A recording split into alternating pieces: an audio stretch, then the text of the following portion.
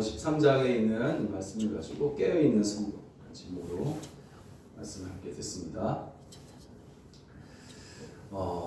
오늘 말씀을 보니까 깨어있으라 하는 말씀이 연이어서 계속 나오고 있는데, 깨어있으라, 무엇이 깨어있는 것일까 하는 생각을 해봤습니다.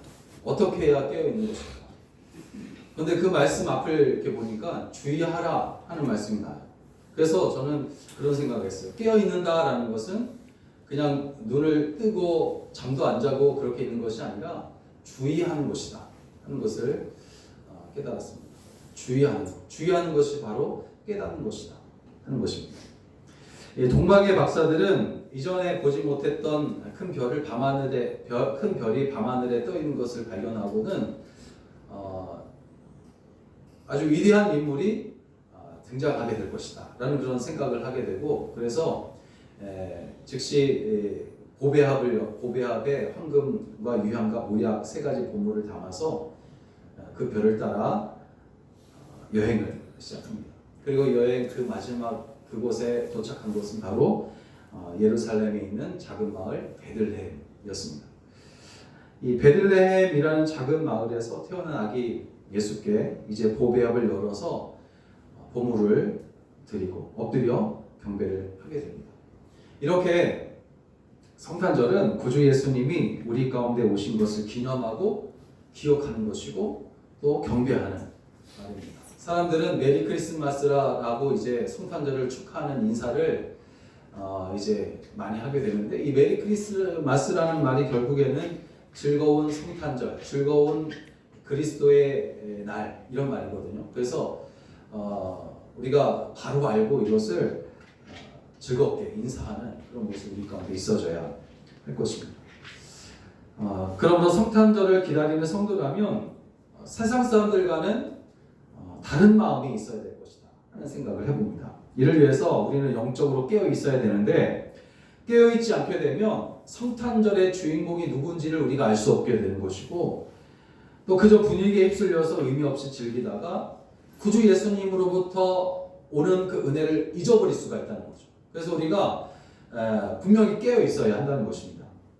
마치 아무 생각 없이 시간만 보내다가 신랑이 왔을 때에 등잔에 기름을 준비하지 못한 채 발만 허둥지둥 그렇게 발만 구르던 미련한 그런 다섯처녀처럼 되지 않기 위해서는 슬기로운 다섯처녀처럼 등잔에 기름을 충분히 준비하고 신랑을 맞이할 준비를 항상 하고 있는 것, 이게 바로 주의하고 있는 것이거든요. 이것이 바로 우리가 해야 할 모습인 줄로 믿습니다. 그래서 슬기롭다라는 말은 무슨 말이냐 생각해 보니까, 정말 중요한 일이 무엇이고 또 중요한 분이 누구이신지 항상 주의하고 있는 것을 말하는 것이 바로 슬기롭다 하는 것이라고 생각이 됩니다. 그리고 이를 위해서 무엇을 준비하고 있어야 하는지, 그리고 그것을 아는 것, 그것이 바로 슬기롭다 그런 말입니다. 결국 영적으로 깨어있지 않으면 모든 것을 다 놓쳐버리고 마는 것이죠. 그러면 어떻게 하는 것이 깨어있는 것인가 하는 겁니다. 첫째는 주의하는 것이에요. 주의하는 것.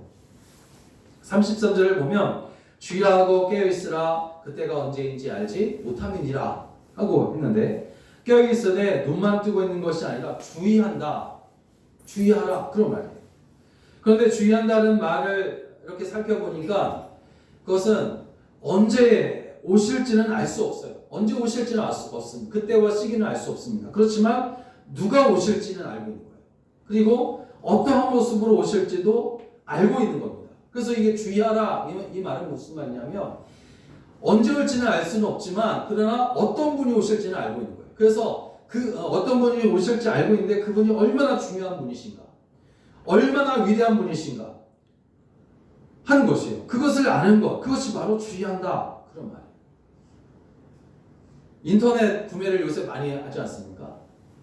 성탄절이고 연말이라 이제 그 인터넷으로 이제 어떤 물건을 주문하게 되면 한참 걸리는 것을 볼 수가 있어요. 그런데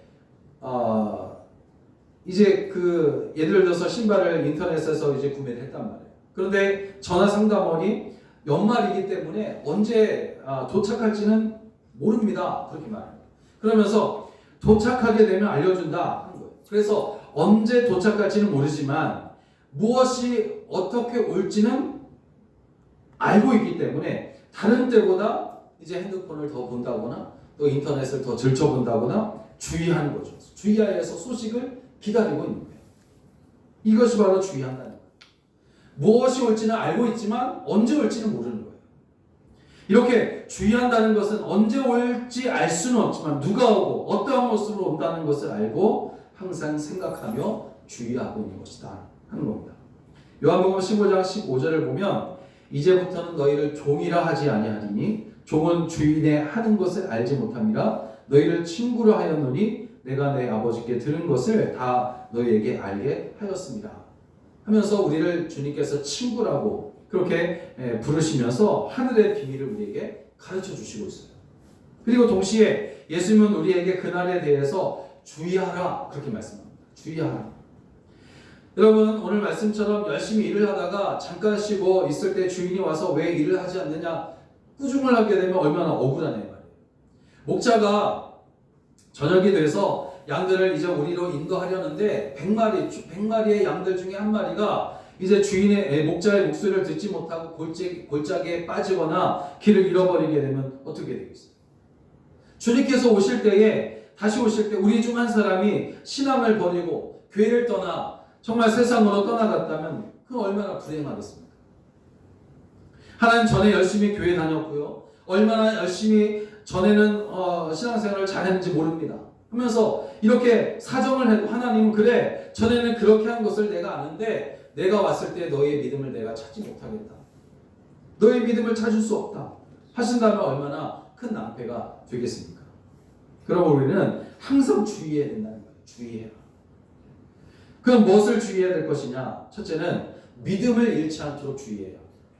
믿음을 잃지 말아야 돼요. 내가 지금 믿음이 있는가 없는가 항상 주의해야 합니다. 왜 그러냐면 누가복음 18장 8절을 보니까 내가 너희에게 이르노니 속히 그 원한을 풀어주시리라. 그러나 인자가 올 때 세상에서 믿음을 보겠느냐. 그렇게 말씀하셨기 때문에 예수님이 다시 오실 때에 우리에게서 보시는 것은 믿음이고 우리에게 찾으시는 것도 믿음이란 말이에요.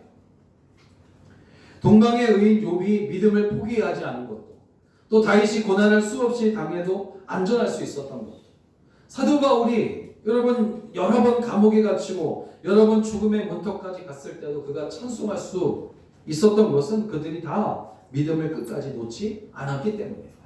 믿음을 가지고 있었어요.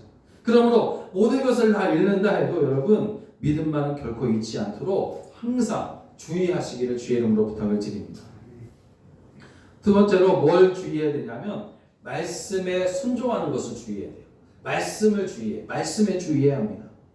31절 말씀에서 보면 천지는 없어지겠지만 내 말은 없어지지 않는다 하면서 말씀의 중요성이 말씀이 얼마나 중요한 것인가라는 것을 우리에게 알려주고 있어요.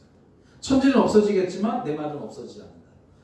말씀은 하나님께 갈 수 있도록 돕는 지도와 같다라는 그런 말을 이제 많이 하게 되는데 하나님은 우리가 말씀대로 잘 살고 있는지 그것을 보신다는 거죠. 주의하지 않는다. 이게 뭡니까? 결국 그것을 중요하게 생각하지 않는다. 그런 말이잖아요. 그러므로 말씀을 중요하게 우리가 생각한다면 그 말씀을 주의 깊게 잘 살피고 듣고 순종하며 여러분 살아가야 할 줄로 믿습니다. 또 세 번째 뭘 주의해야 되냐면 예배 드리는 것에 대해서 주의해야 돼요. 예배 드리는 거. 왜냐하면 하나님은 우리를 예배자로 부르셨기 때문에 예배 드리는 사람으로 우리를 부르셨어요. 그러니까 예배 드리는 것이 우리의 사명일 수 있습니다. 사명입니다. 그러니까 예배 드리지 않냐면 그때 그야말로 그것은 하나님과 우리가 단절된 것을 말하는 거예요. 그러니까 주의하라. 예배를 주의하라. 이런 말입니다. 이런 믿음을 잃지 않도록 주의하시고 또 말씀과 예배 드리는 것에 대해서 주의하시길 바라요. 주의하라. 깨어있으라. 그때가 언제인지 알지 못합니다. 언제 오실지는 모르지만 오셨을 때 여러분 우리가 주님께 보여드릴 것이 있어야 되지 않겠느냐 하는 것이죠. 그것은 바로 우리의 믿음이고 그리고 그 믿음과 함께 예배드리는 것이고 또 말씀에 순종하는 것이다 하는 겁니다. 이렇게 예배와 말씀과 이제 이에 대해서 여러분 주의하며 믿음을 잃지 않도록 주의하며 살아가시기를 주의 이름으로 부탁을 드립니다. 두 번째로 사명을 우리가 감당하고 있다면 그 사람은 깨어있는 사람이에요. 깨어있는 성도는 어떤 사람이냐면 사명을 감당하고 있으면 그 사람이 지금 깨어있다라는 그런 증거가 되는 겁니다. 34절을 보면 사람이 집을 떠나 타국으로 갈 때에 그 종들에게 권한을 주어 각각 사물을 맡기며 문지기에게 깨어있으라 명함과 같다 라고 말씀하시고 있어요. 그러니까 하나님께서 우리 각자에게 맡겨주신 것이 있습니다. 그것은 이제 복음을 전하고 사랑하고 용서하고 선교하고 구제하는 것. 그런데 이 모든 것을 할 수 있기 위해서는 조건이 있습니다. 그것은 바로 깨어 있어야만 하는 것이죠. 깨어 깊은 잠에 든 사람은 아무것도 할 수가 없기 때문입니다. 깨어 있어야만 주님의 뜻을 알고 사명에 충성할 수도 있고 또 그 때문에 그릇을 준비하며 복을 받을 수도 있는 거 아니겠냐 이거죠. 달란트 비유에 대한 말씀 우리가 보면 충성된 종이라고 칭찬을 들었던 종은 5달란트를 남기고 2달란트를 남긴 종이었습니다. 주인은 그들에게 뭐라고 말하냐면 착하고 충성된 종이다 하면서 이제로부터는 너희가 주인의 잔치에 참여하는 자가 되게 해주셨다 하는 말씀입니다. 그렇지만 1달란트 받은 종은 아무것도 남기지 못했고 그런 종에게 주인은 게으르고 악한 종이다 라고 하면서 바깥 어두운 곳에 내어 쫓기고 그곳에서 이를 갈미 있으리라 그렇게 말씀하고 있습니다. 이 비유를 통해서 알 수 있는 것은 뭐냐면 깨어 있을 때에 남긴다는 거예요. 깨어 있지 아니고 잠에 취하고 술에 취하게 되면 남기는 사람이 될 수가 없는 거예요.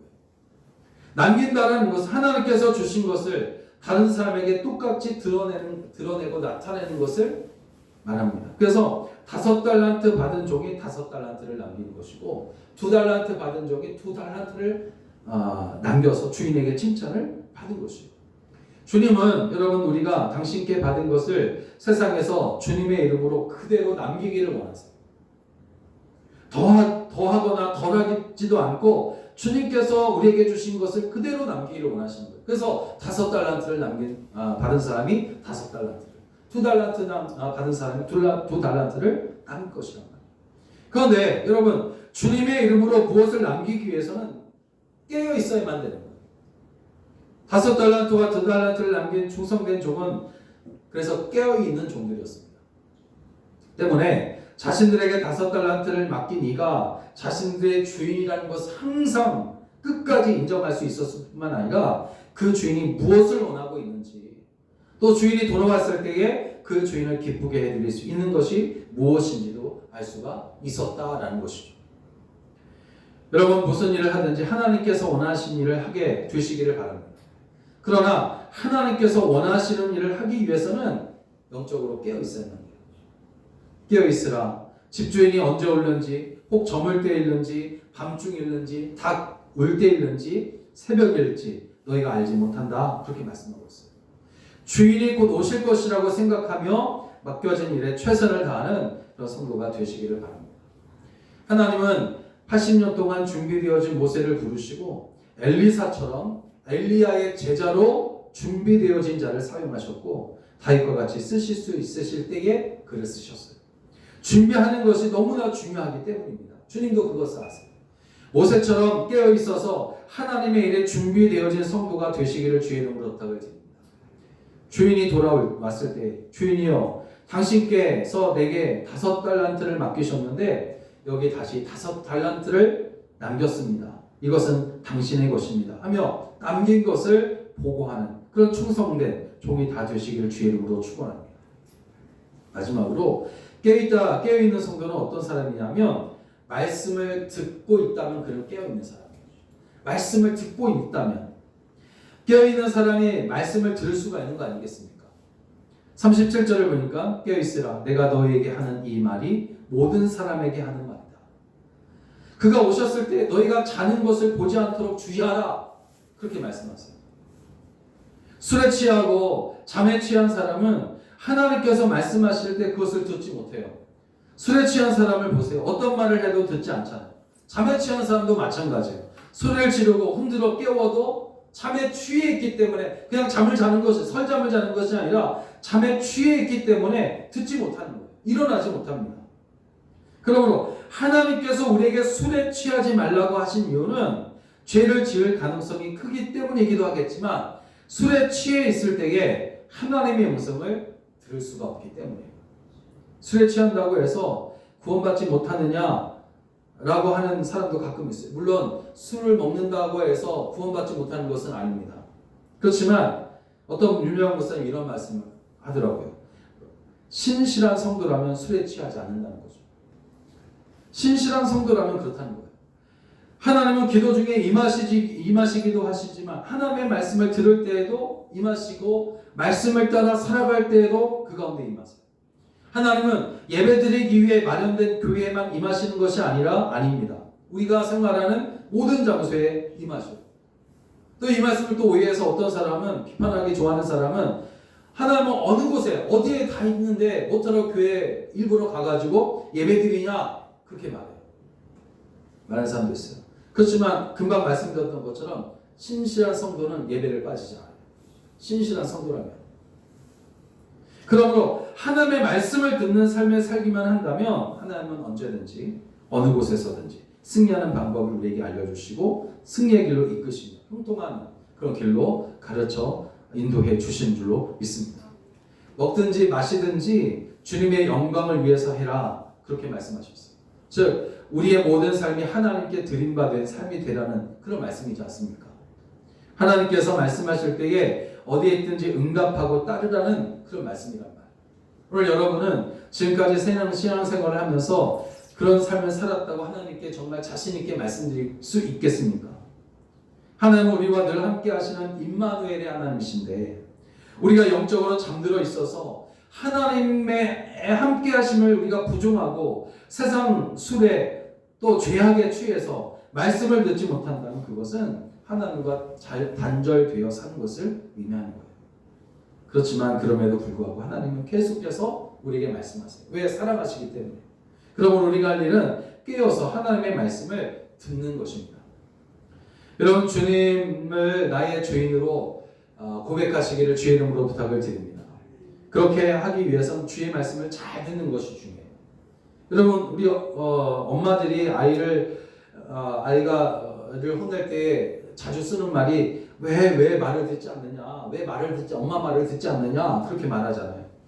주님이 우리에게 왜 그렇게 말을 듣지 않느냐라고 혼내시는 이유가 여기에 있는 것 같아요. 바로 우리가 주의 말씀을 따르지 않고 있기 때문이 아니지 않냐 이거예요.